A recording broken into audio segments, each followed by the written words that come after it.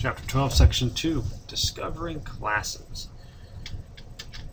Discover classes, determine responsibilities of each class, and describe relationships between the classes. Now, discovering classes, again, responsibilities, discovering classes isn't that hard, at least for us, because everything's pretty much set out for you. You know, write a time savings account, class, etc.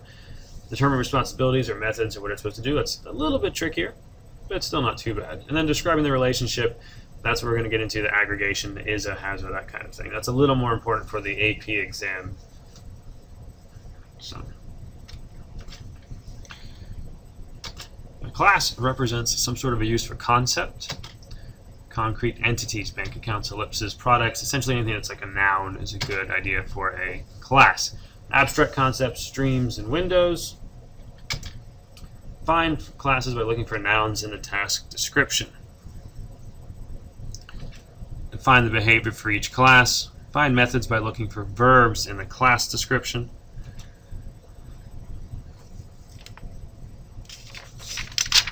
So this would be an example of an invoice. If I wanted to print this, the question would be, how would I do it? What classes may be involved? Would this be one sort of giant class that took care of it? Do I want to break it up into smaller pieces? Object-oriented programming says you do want to break it up into essentially as many as small pieces as you can, and then combine them all together. So a few basic classes: an invoice, a line item, a customer. From this picture, I've got my cost. I've got an item has a price, and then something that totals it. So maybe that's one sort of class. I've got a total. I've got my customer, who that's going to, that kind of thing. Keep a list of candidate classes. Put everything down. No bad ideas. Cross out not useful ones later. Finding classes. There's a few points to keep in mind. A class represents a set of objects with the same behavior. Now, this is sort of important for the AP exam. When you're trying to break something down, break it down into pieces to where each piece is unique, and every version of it would have the same sort of behavior. So, for instance, a class of vehicles, it's a little broad. I'm going to have subclasses under there: cars, planes, trains. Those are still considered to be vehicles, but they do operate in very different ways, so I can further break down my class structure into those sort of smaller bits. Entities of multiple occurrences and problem description are a good candidate for objects. Find out what they have in common. Design classes to capture commonalities. If I have 6 things that all have something in common, maybe I can combine them somehow. Represent some entities as objects, others as primitive types. Should we make a class address, or should we just use a string?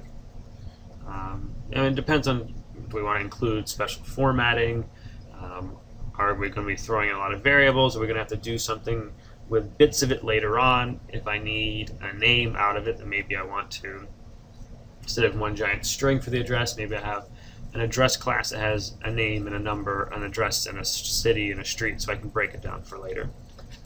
Not all classes can be discovered in the analysis phase. Remember, this goes back to, you're going to have a customer on site, you're going to constantly reevaluate this.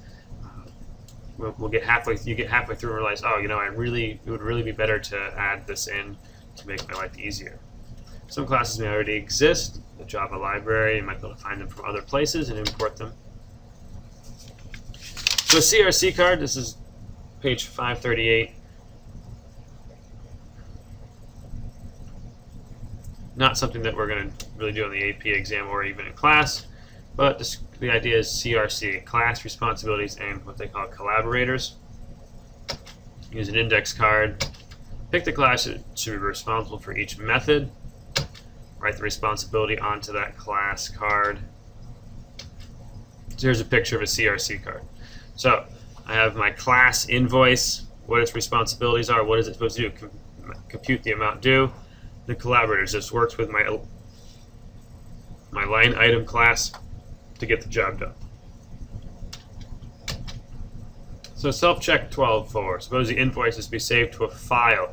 Name a likely collaborator. So I have the invoice, and kind of like this page, what else do I need to do? I'm going to need to be able to a print stream or to write to the file. Okay, so it'd be a collaborator of my invoice class to save it to a file.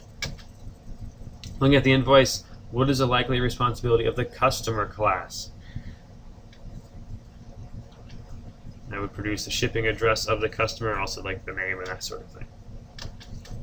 What would you do if a CRC card has 10 responsibilities? That's an awful lot, right? So the idea would reword the responsibilities so they're at a higher level, or come up with more classes. So I have, again, I have a vehicle class, and also I'm realizing that there's various ways this can be implemented. Maybe I need to break it down a little bit further.